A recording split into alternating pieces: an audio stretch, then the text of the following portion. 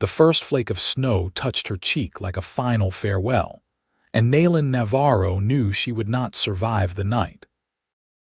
Her moccasins were worn through, her deerskin dress soaked from falling through ice-crusted streams twice that day, and the fever that had driven her from her Apache camp 3 days ago now felt like fire consuming her from within.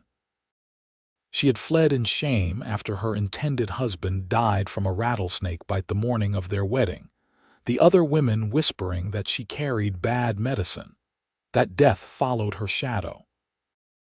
The elders said nothing when she walked into the wilderness with only a knife and a water pouch, their silence permission enough to leave before more misfortune found their people.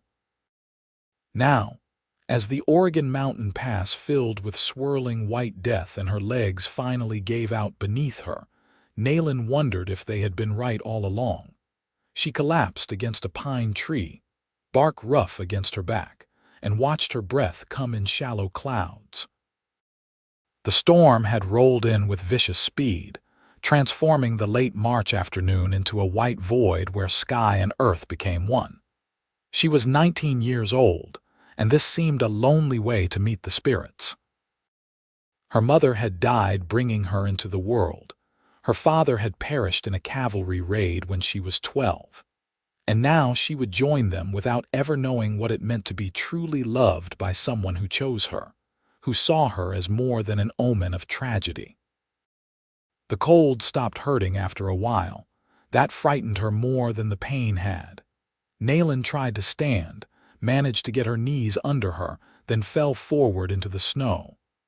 The white crystals should have felt cold against her face, but she barely registered their touch. Her fingers would not close anymore. The fever and the freeze were fighting over her body, and she was too tired to care which one won. She did not hear the footsteps approaching, muffled by snow and her own fading consciousness.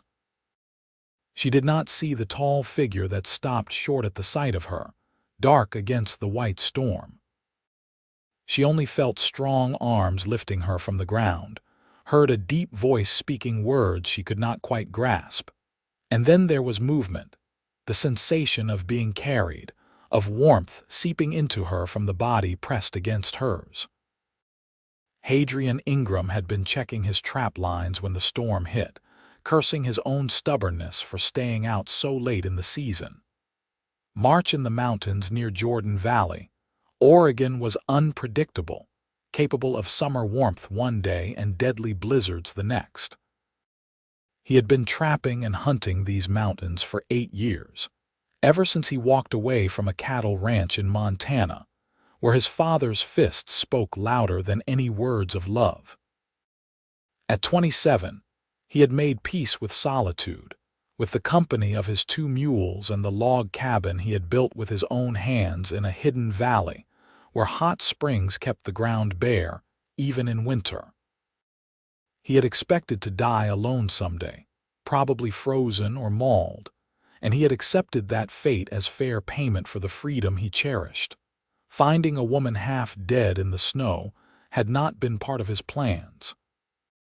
He knew she was Apache from her dress, from the way her black hair was cut straight across her forehead, from the silver and turquoise that still hung at her throat despite everything else she had lost.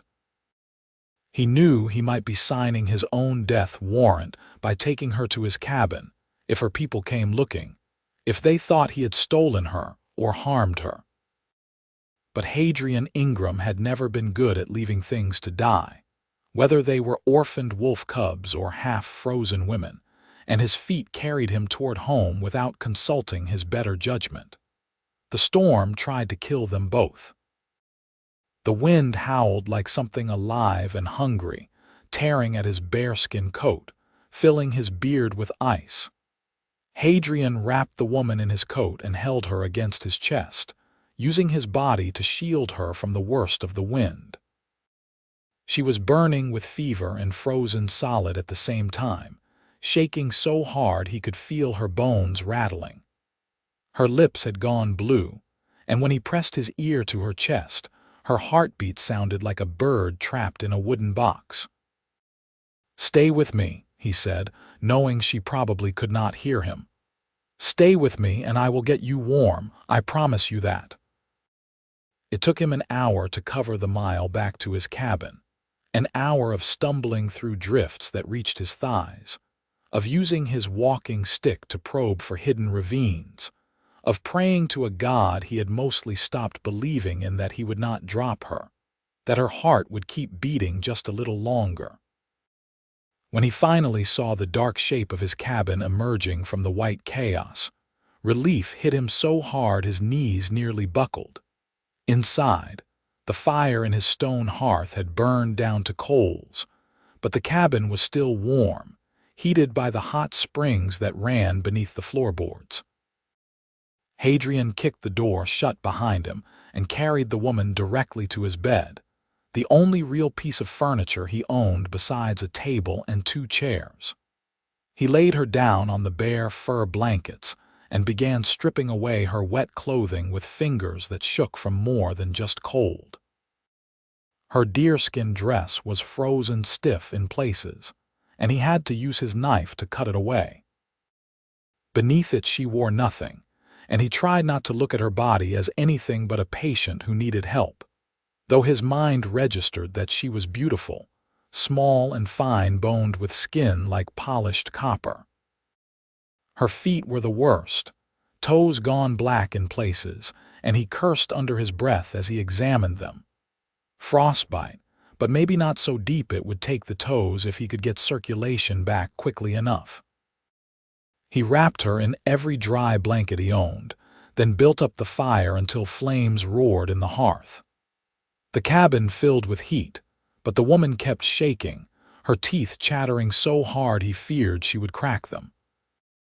Hadrian knew what had to be done, knew it was the only way to save her, and he stripped off his own wet clothes without giving himself time to second-guess. He climbed into the bed and pulled her against him, skin to skin, sharing the heat of his body with hers. She was so cold she made him gasp, like embracing a statue carved from ice.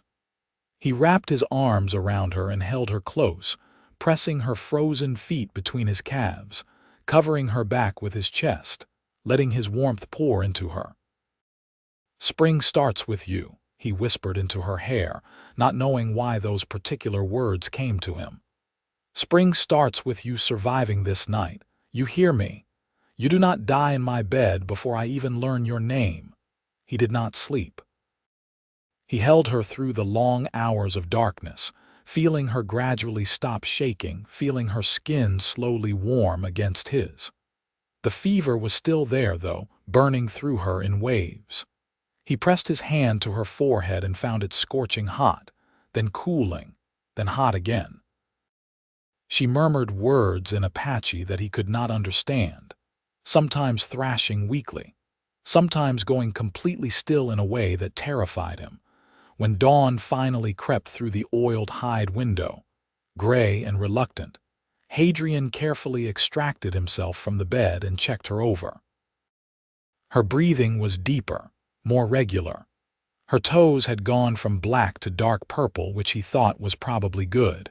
Her lips were pink again instead of blue. She was still unconscious, but she was alive, and that seemed like a miracle worth celebrating. He dressed quickly in dry buckskins and moccasins, then set about making broth from dried venison and wild onions. The storm still raged outside, and he knew they would be trapped in the cabin together for at least another day, possibly 2. He did not mind. His trap lines could wait, and there was something about the woman that called to him, some quality he could not name that made him want to know her story, to understand what had driven her into the mountains to die. She woke near noon, eyes flying open with the sudden awareness of a wild animal sensing danger. Hadrian was sitting in a chair he had pulled near the bed, and he raised both hands slowly to show he meant no harm. "Easy," he said softly. "You are safe here. I found you in the snow last night. You were freezing to death." She stared at him with eyes so dark they were almost black, taking in his face, his beard, his buckskin clothes. Her gaze flicked around the cabin, cataloging exits and threats, then returned to him. She tried to sit up and gasped, falling back against the furs. "My feet," she whispered, the English heavily accented but clear. "Frostbite," Hadrian said gently. "I got you warm before it went too deep, I think. You will walk again, but it will hurt for a while." She closed her eyes and he saw tears slip from beneath her lashes. "I should have died." "Why?" The question came out harder than he intended. "You are young, you are strong. Why should you die in the snow?" "Bad medicine," she said, opening her eyes again. "Death follows me. Better I die alone than bring it to others." Hadrian leaned forward, elbows on his knees. "That is the stupidest thing I have ever heard, and I once knew a man who tried to teach a grizzly bear to square dance." "What is your name?" She blinked at him, clearly not expecting that response. Naelyn Navarro, Hadrian Ingram." He held out his hand, and after a moment she took it. Her grip was weak but present. "And you do not have bad medicine, Naelyn Navarro. You have had bad luck, which is different. Bad luck can change. You do not understand Apache ways." "No," he agreed, "but I understand stupid when I hear it. Someone died because you looked at them wrong." She flinched. "My intended husband died the morning we were to marry. Rattlesnake bite. And that is your fault. How? The women said I carried death. The elders said nothing when I left." Hadrian sat back, shaking his head. "A man dies from a snake bite, and they blame the woman who was supposed to marry him. I have lived alone for 8 years because I got tired of people being stupid and cruel, and that might be the stupidest and cruelest thing I have heard yet." Naelyn stared at him, something shifting in her expression. "You do not fear me. I fear bears with cubs. I fear storms that come up too fast to outrun. I do not fear women who have had more than their fair share of grief." He stood and moved to the fire, ladling broth into a wooden bowl. "You should eat. You have been unconscious since I found you, and you need strength." He helped her sit up, propping her against the wall with furs piled behind her. She kept the blanket pulled up to her chin, clearly aware she was naked beneath it, and he pretended not to notice the color rising in her cheeks. He handed her the bowl and a spoon he had carved from birch wood, and she took them with shaking hands. The broth was simple, just meat and onions and salt, but she drank it like it was the finest meal she had ever tasted. Hadrian watched her, struck by the delicate bones of her wrists, the way her wet hair was starting to dry in dark waves around her face. She was beautiful, but it was more than that. There was something in her eyes, a depth of understanding about pain and loss that called to something similar in him. "Why did you save me?" she asked when the bowl was empty. "Would you have preferred I left you to freeze?" "I went into the mountains to die. Then you made a poor choice and I unmade it." Hadrian took the bowl from her and set it aside. "Life is hard enough without people choosing death when they still have years ahead of them. You are 19, maybe 20? 19. I am 27. We are both too young to give up yet." He moved to the window and looked out at the storm, which showed no signs of stopping. "When the weather clears, you can decide what you want to do. Go back to your people, go somewhere else, stay here if you want. But you do not get to die in my mountains because some old women decided you were unlucky." She was quiet for a long time. When he turned back to look at her, she was watching him with an expression he could not read. "Why do you live alone?" "Because my father thought his fists were the best way to solve problems, and I got tired of being a problem that needed solving." Hadrian shrugged. "I left when I was 19, same age as you. Worked cattle ranches for a while, saved money, came here and built this cabin. I trap in winter, pan for gold in summer, and I do not answer to anyone but myself. It is a good life, a lonely one. Sometimes," he met her eyes, But loneliness is better than living where you are not wanted, understanding past between them, recognition of shared wounds. Naelyn looked down at her hands and he saw her fingers tighten on the blanket. I do not know where to go. My mother died when I was born. My father was killed by soldiers when I was 12. I have aunts and cousins, but they think I am cursed. My intended husband was kind to me, but I did not love him. I agreed to marry him because I thought it would give me a place, a purpose. Now he is dead and I have nothing. You have your life, Hadrian said quietly. That is something. She looked up at him and he saw tears standing in her eyes. Is it? What kind of life? He crossed the cabin and knelt beside the bed, bringing himself to her eye level. Any kind you want. You are not cursed, Naelyn.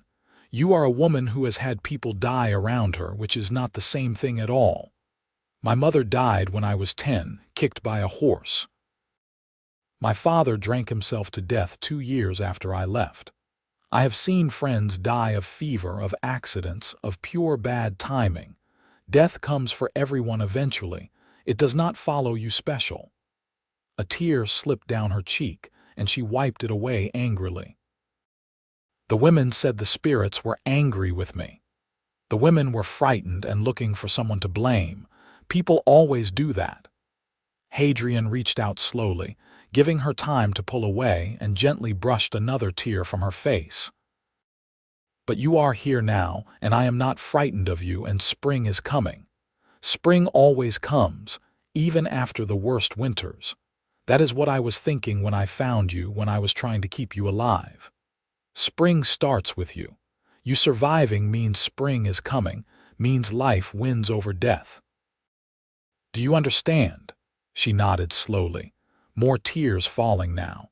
Hadrian let her cry, did not try to stop her or tell her to be strong. He had learned that sometimes tears were the only way to wash out old wounds so they could finally heal. When her crying slowed, he handed her a cloth to wipe her face, and she took it with a shaky laugh. I am sorry, she said. You saved my life and I weep all over you.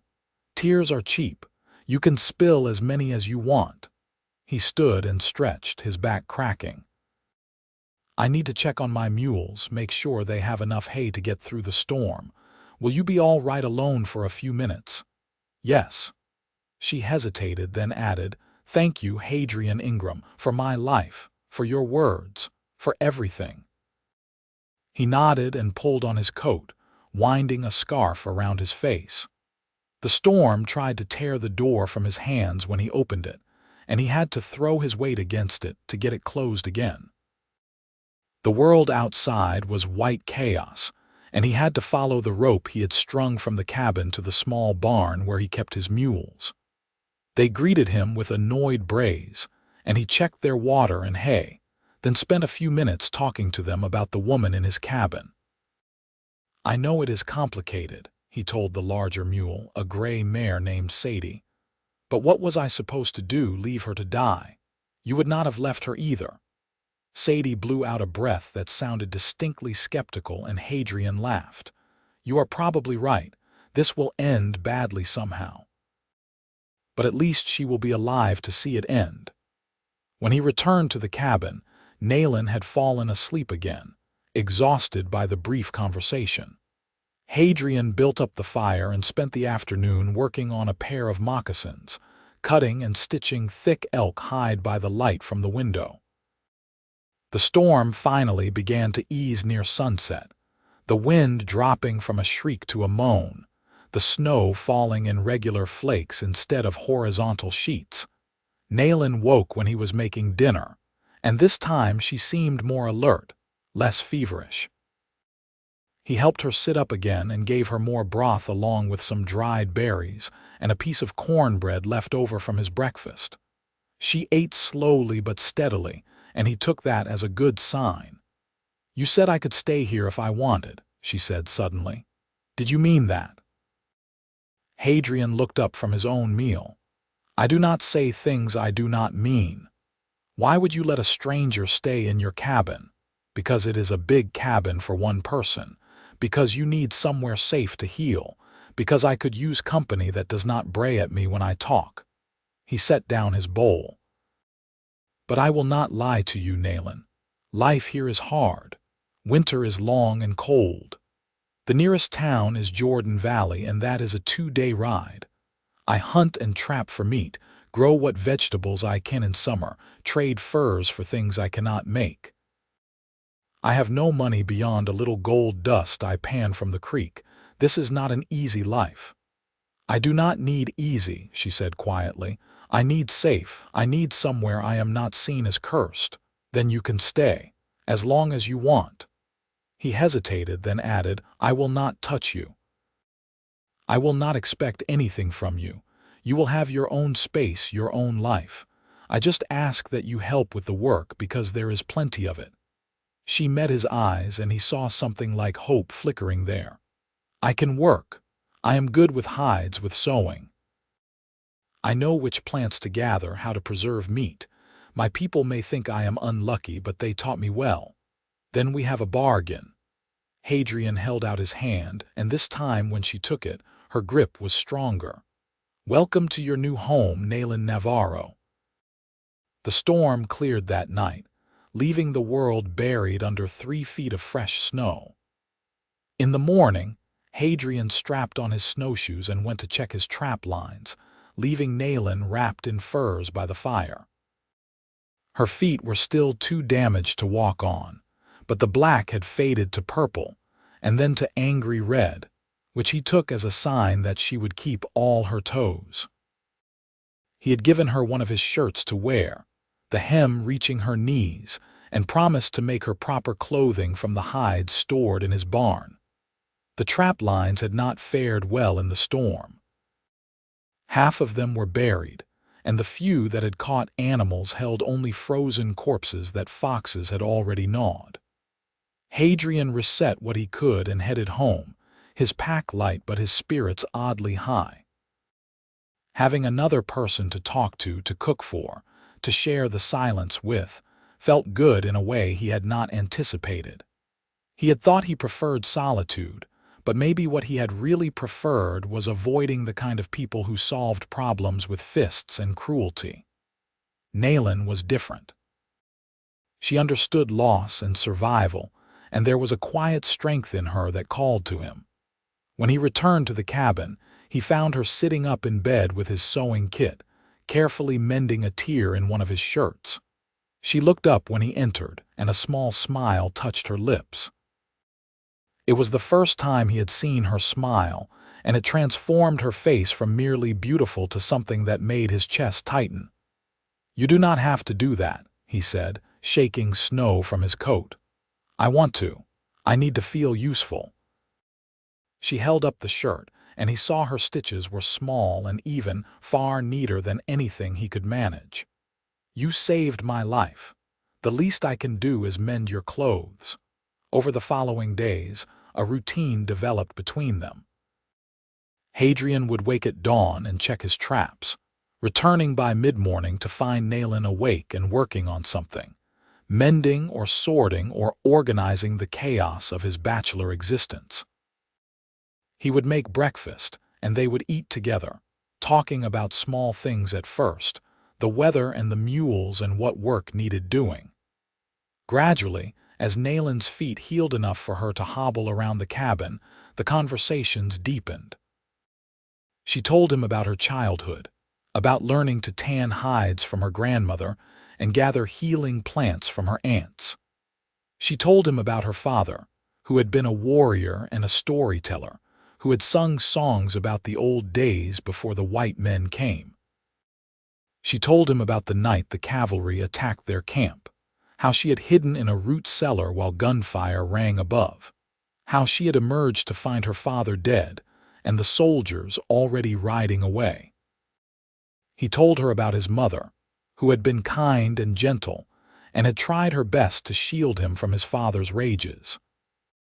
He told her about the cattle ranches where he had worked, about learning to survive in the wilderness from an old trapper named William, who had taken him under his wing for a winter. He told her about the day he found this valley with its hot springs and sheltered meadows, about building the cabin with his own hands, about the peace he had found in solitude. "You miss people?"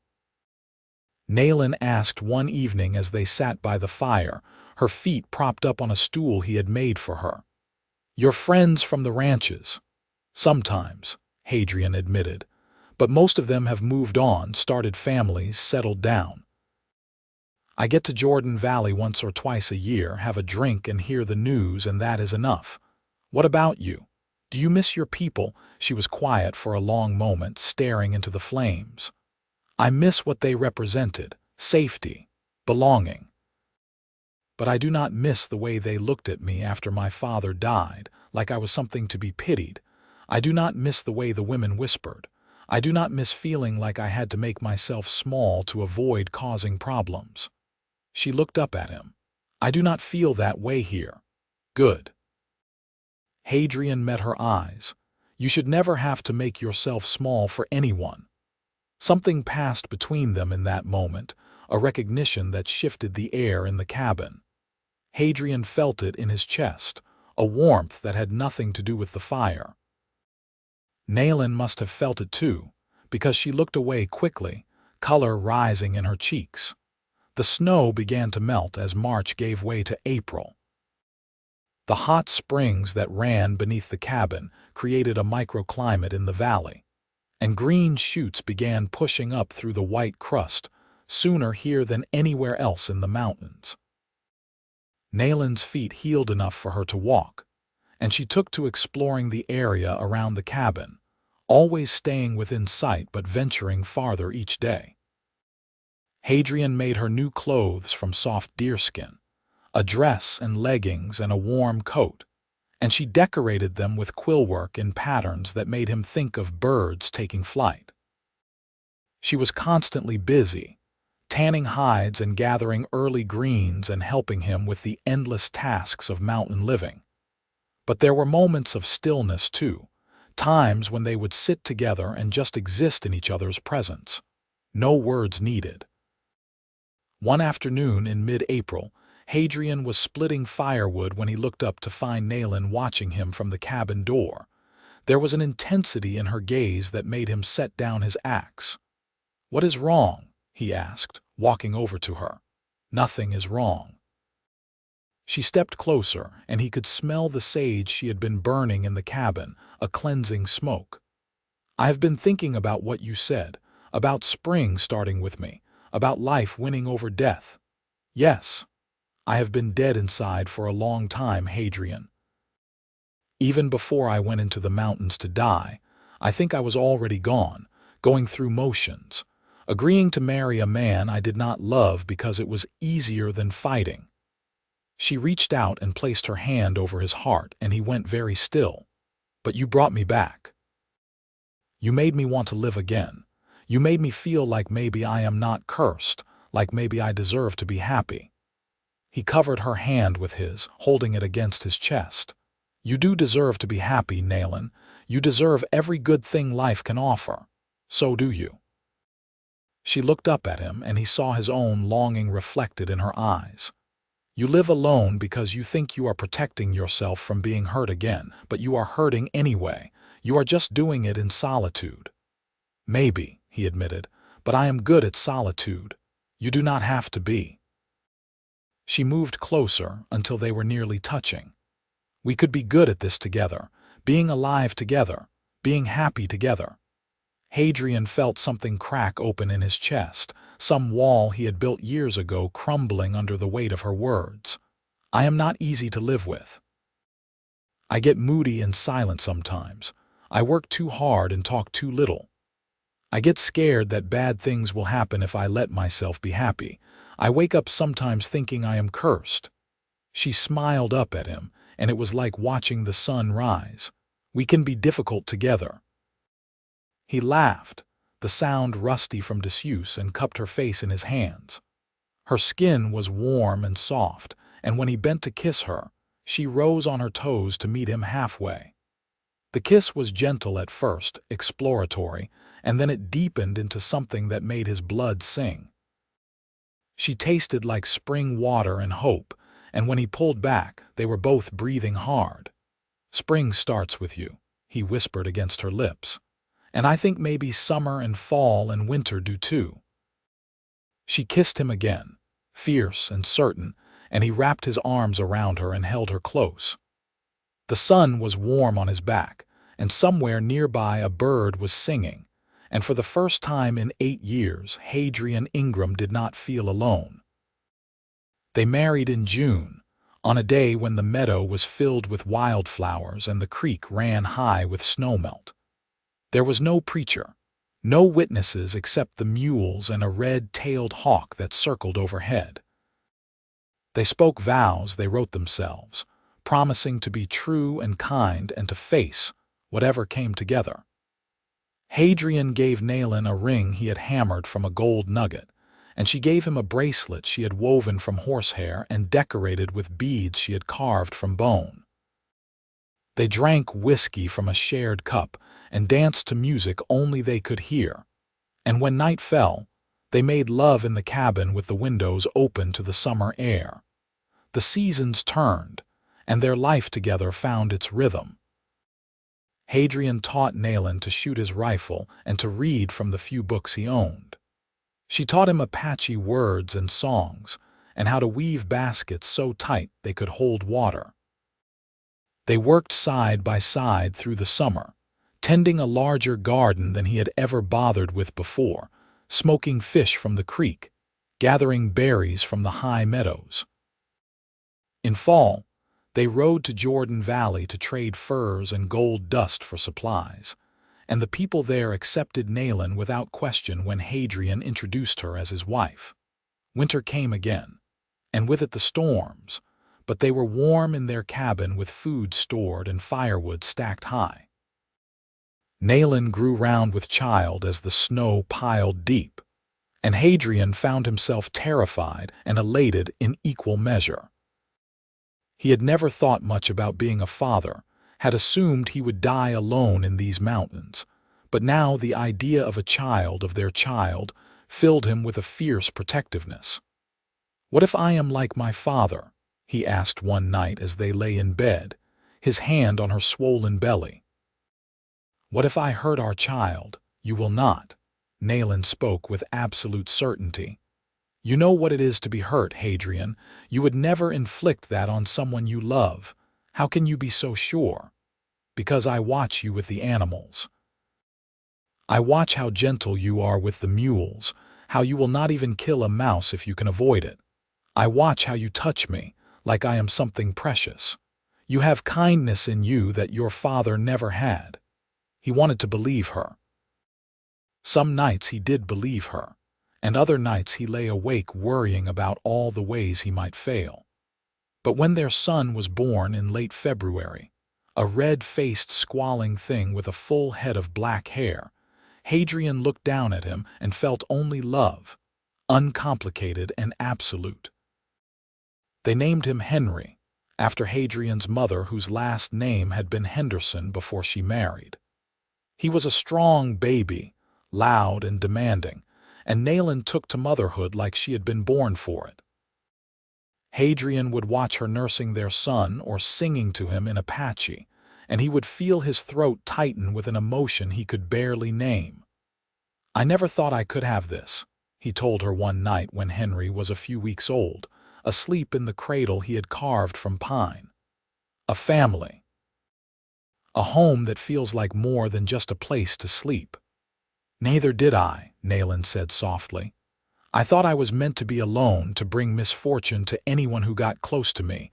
But look at us now. Look at our son. We made something good, Hadrian. We made something that matters."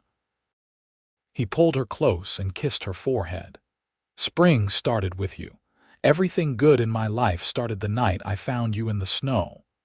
The years passed in a rhythm of seasons and hard work and quiet joys. Henry grew into a sturdy boy with his mother's eyes and his father's stubborn streak. When he was 3, Naelyn gave birth to twin girls they named Hannah and Hope, and the cabin that had once seemed too big for one man now felt perfectly sized for a family of 5. Hadrian built an addition to give the children more space, and Naelyn planted an herb garden that supplied them with medicine and cooking spices. They were not without struggles. There were winters when sickness came to the valley, and they huddled together praying their children would survive the fevers. There were springs when the creek flooded and nearly took the barn.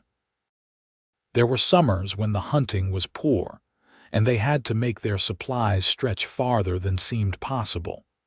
But they faced everything together, and somehow that made even the hard times bearable. When Henry was 10, a group of Apache passed through the valley, traveling north away from the reservations in Arizona. Naelyn spoke with them in her language, and Hadrian saw tears on her face when they left. That night, she held him tight and told him they had known her father, had remembered her as a child. "They said my father would be proud of the life I have made," she said, her voice thick with emotion. "They said I have honored his memory by surviving, by choosing happiness over grief." "He would be proud," Hadrian agreed. "Any father would be proud to call you daughter." In the spring when Henry turned 12, a rancher from Jordan Valley offered Hadrian a job managing his cattle operation. It would have meant steady money, a house in town, education for the children. Hadrian and Naelyn talked about it for weeks, weighing the security against the freedom they had built in their valley. In the end, they chose to stay. Henry was learning to trap and hunt from his father. Hannah and Hope were learning plants and healing from their mother. They were happy here, in this place where hot springs kept the earth warm and wildflowers bloomed before anywhere else.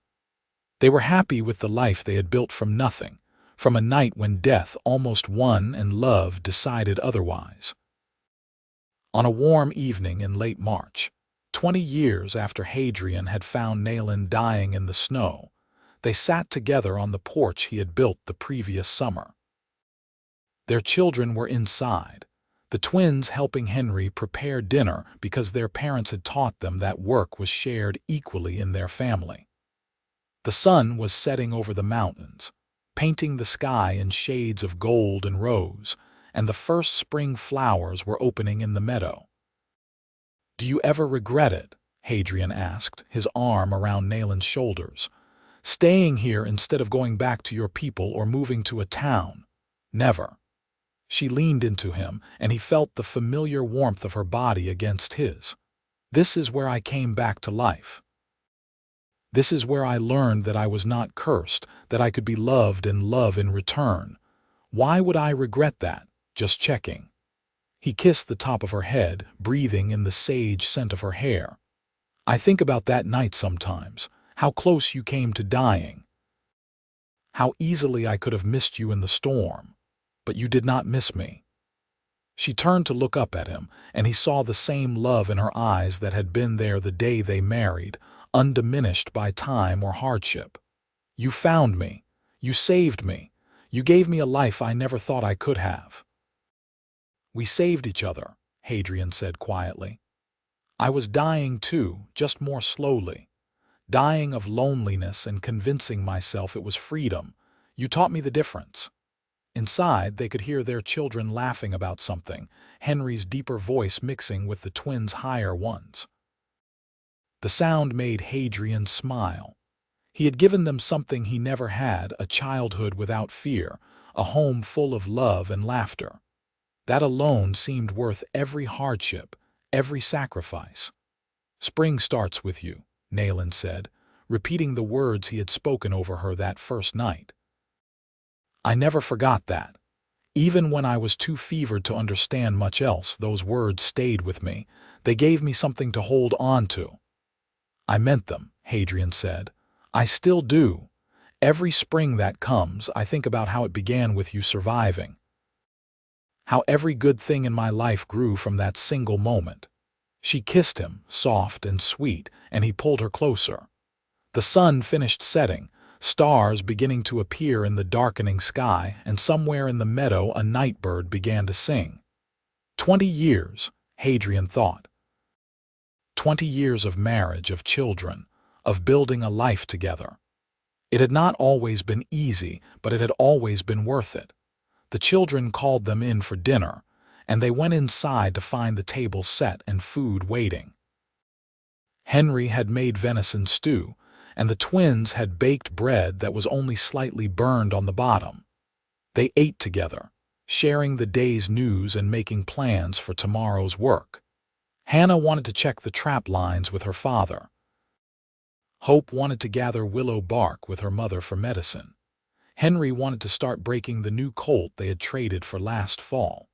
After dinner, Hadrian sat by the fire and watched his family. Naelyn was teaching Hope a new pattern for beadwork. Hannah was cleaning one of the rifles, her tongue caught between her teeth in concentration. Henry was whittling something from a piece of pine, the shavings curling onto the floor at his feet. This was his life now. This was what he had never dared to dream of, and it was more than he ever could have imagined. Later, after the children were in bed, Hadrian and Naelyn lay together in the darkness, listening to the creek running outside and the wind in the pines. Her head was on his chest, and he stroked her hair absently, content in the silence. "I love you," she said quietly. "I do not say it enough, but I do. I love you more than I have words for. I love you too." He tightened his arm around her. "Thank you for living. Thank you for staying. Thank you for giving me this life." She kissed his chest, right over his heart. "Thank you for finding me, for not leaving me to die, for showing me that spring always comes even after the longest winters." They fell asleep like that, wrapped around each other, and Hadrian's last thought before sleep took him was that he was a lucky man. Lucky to have found her, lucky to have loved her, lucky to have built something lasting and true in these wild mountains. The years continued their march. Henry married a girl from Jordan Valley and brought her to live in the valley, building his own cabin a mile from his parents'. Hannah and Hope both married eventually. Hannah to a trapper who understood her need for wilderness. Hope to a doctor in Jordan Valley who valued her knowledge of plants and healing. The valley grew crowded with family, with grandchildren who ran through the meadows and learned the old stories from their grandmother. Hadrian and Naelyn grew older together, their hair going gray, their bodies slowing down. But the love between them never diminished. If anything, it deepened with time, becoming something richer and more complex than the passion of their early years. They had built a life together from nothing but determination and love, and it was a life they were both proud of. On a spring morning when Hadrian was 60 and Naelyn was 52, they walked out to the place where he had found her all those years ago. The pine tree was still there, massive and ancient, and they stood beneath it holding hands. "I was supposed to die here," Naelyn said, looking up at the branches.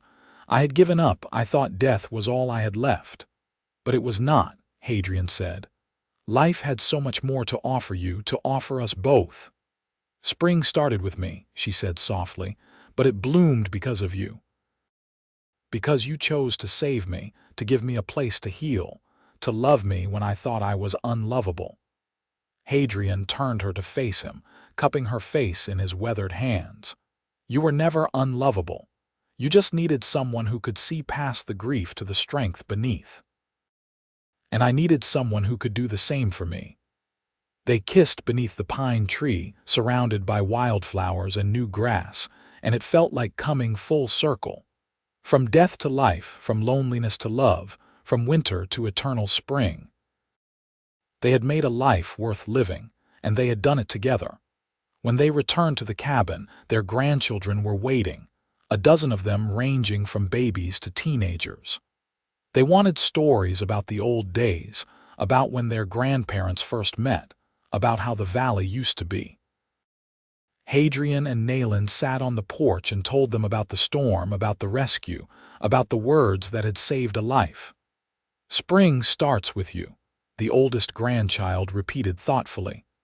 "What does that mean, Grandpa?" Hadrian looked at Naelyn, and she smiled at him.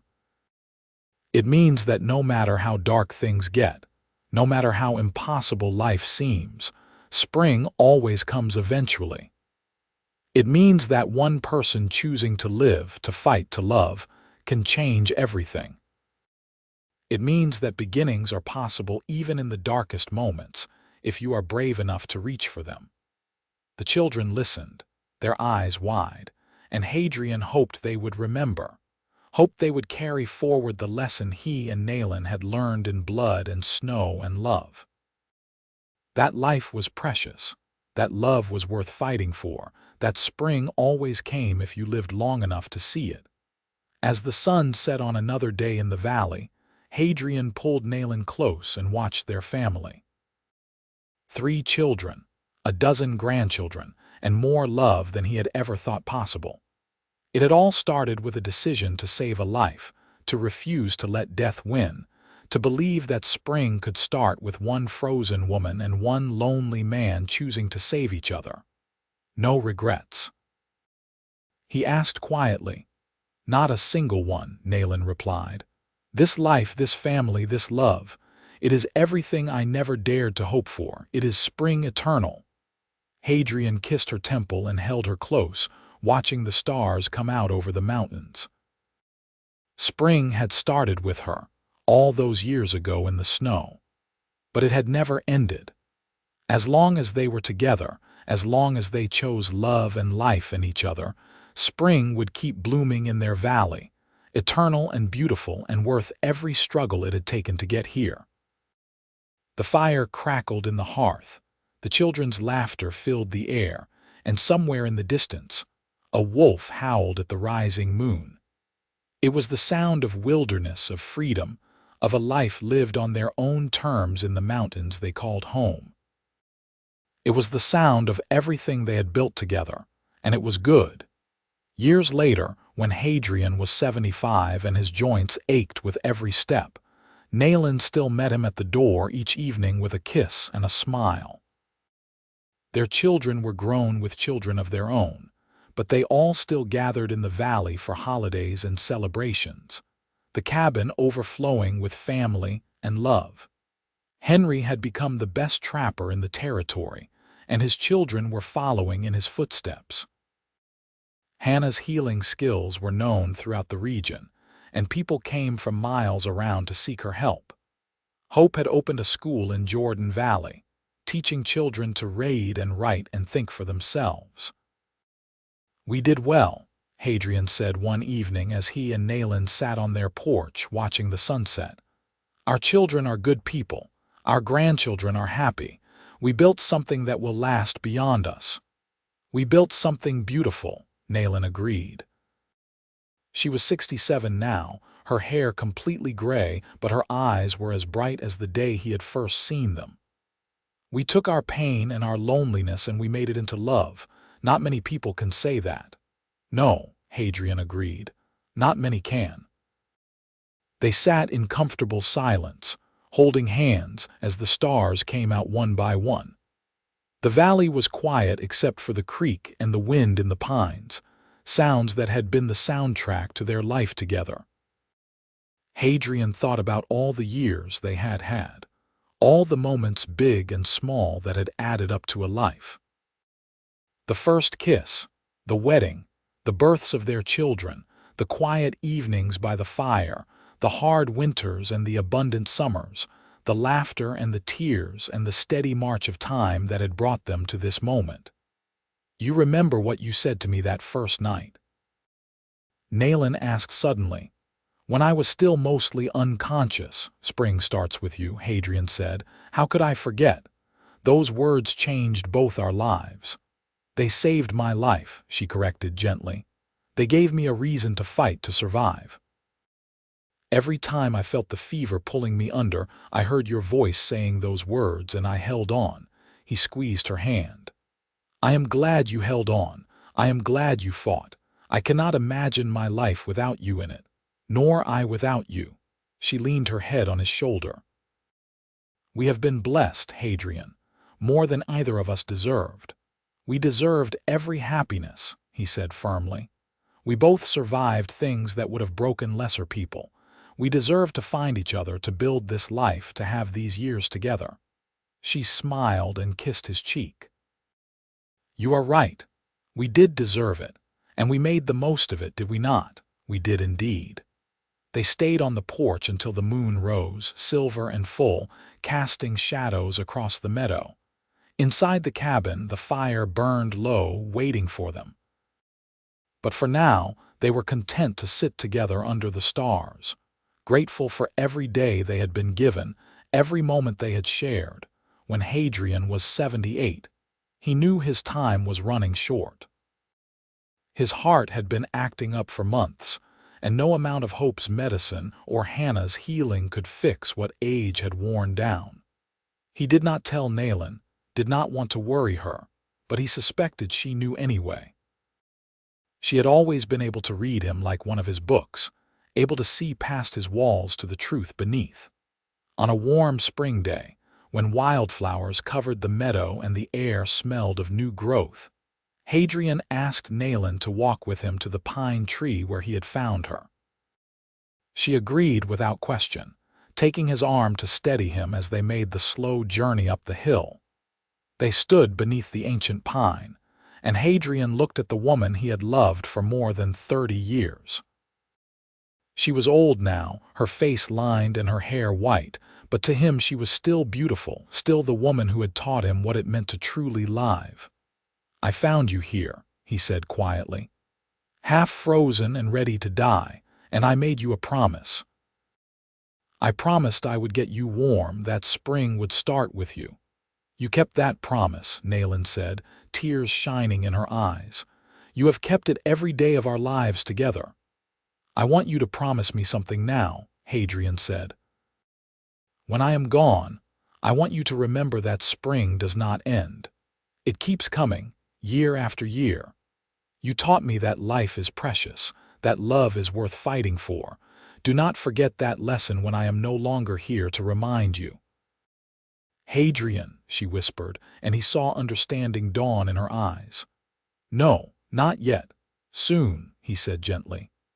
"My heart is tired, Naelyn, but I am not afraid. I have had a life more full of love and joy than I ever dreamed possible. I have you to thank for that." She wrapped her arms around him and held him tight, and he could feel her shaking with silent sobs. He held her just as tightly, breathing in the sage scent of her hair one more time, memorizing the feel of her in his arms. "I love you," he said. "I have loved you since the moment I found you in the snow. I will love you beyond death, into whatever comes next." "I love you too," she said through her tears. "You are my spring, Hadrian.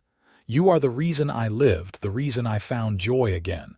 How am I supposed to face the world without you?" "The same way you faced it before me," he said softly, "with courage and strength and determination. You are not the woman who came to die in these mountains anymore. You are the woman who chose to live, who built a family, who made something beautiful from pain. That woman can survive anything." They stayed beneath the pine tree until the sun began to set, holding each other, saying goodbye without words. When they finally walked back to the cabin, their grandchildren were waiting, and Hadrian spent the evening surrounded by the family he had helped create. He told stories and held babies and laughed at jokes, and when he finally went to bed, Naelyn curled up beside him like she had every night for 30 years.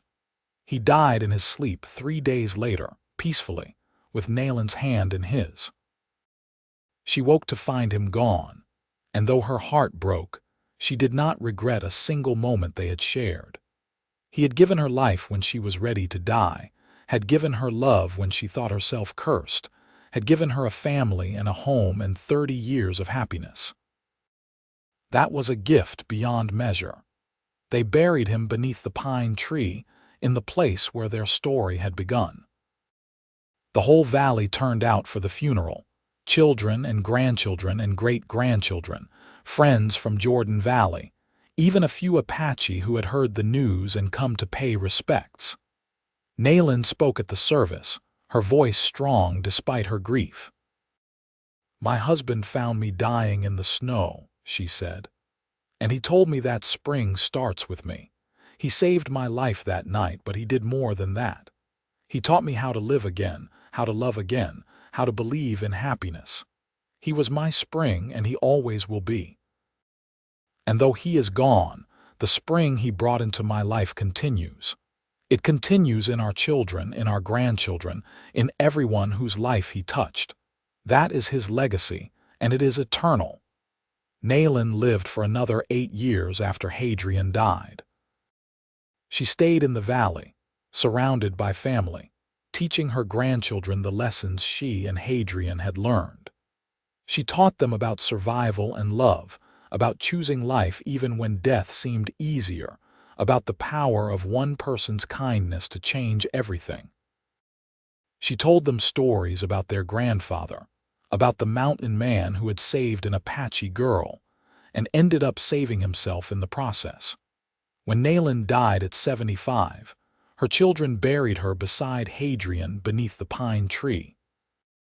They carved a single stone for both of them, with words Naelyn had chosen before her death. Spring starts with love.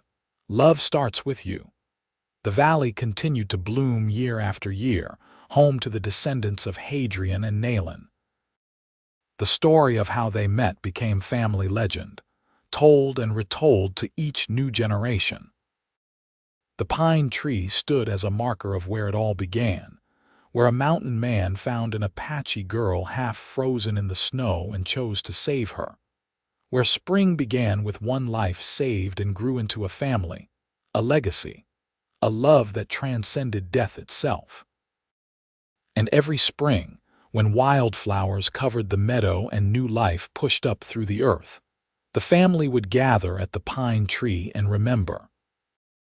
Remember the love that had started it all, the courage it had taken to survive, the belief that spring always comes, even after the longest, darkest winters.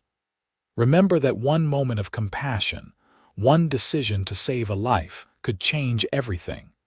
The mountains remembered too in their own way. The valley where Hadrian and Naelyn had built their life remained a place of warmth and growth, where hot springs kept the earth soft and wildflowers bloomed before anywhere else.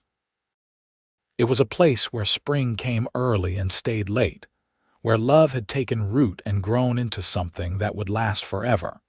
And sometimes, on quiet evenings when the wind was just right, people swore they could hear voices on the breeze. A man's voice saying, "Spring starts with you," and a woman's voice answering, "Spring starts with us."